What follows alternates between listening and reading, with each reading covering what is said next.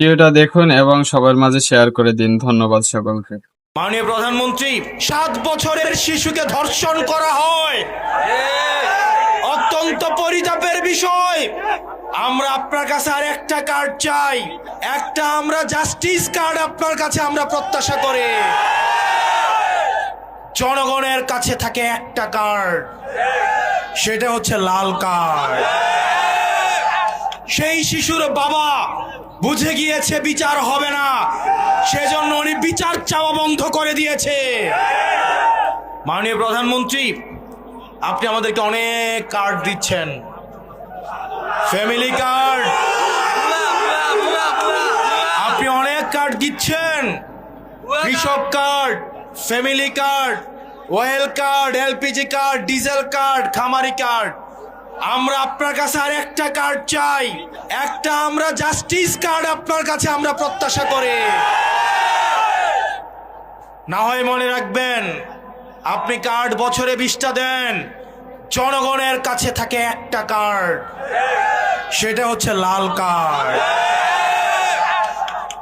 এই কার্ড যতদিন না পর্যন্ত আপনি জাস্টিস নিশ্চিত করবেন, আপনার এই কার্ড কোনো কাজে আসবে না।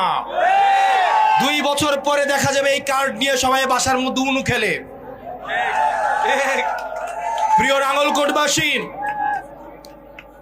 প্রিয় তারুণ্য, আপনারা যারা এখানে আছেন, আপনারা আমাদের ব্যর্থতা মনে করিয়ে দেন, একই সাথে সাথে আপনারা আমাদেরকে আশাবাদী করেন। কারণ এইখানে যারা আছেন, আপনাদের কারু বেগম পাড়ায় কোনো বাড়ি নাই। আপনারা এইখানে যারা আছেন, কারু মামা চাচার পরিচয় এখানে বসেন নাই। এইখানে যারা আছেন, আপনাদের নেতার গাড়ির পিছনে দৌড়াইতে হয় না। আপনারা এইখানে যারা আছেন, আপনাদেরকে কোনো রাজনৈতিক লাঠিয়াল বাহিনীতে রূপান্তর করা হবে না। আপনারা এইখানে এমন মানুষ আছেন যারা এনসিপি যদি কোনো ভুল করে সেটার আপনারা সমালোচনা করেন।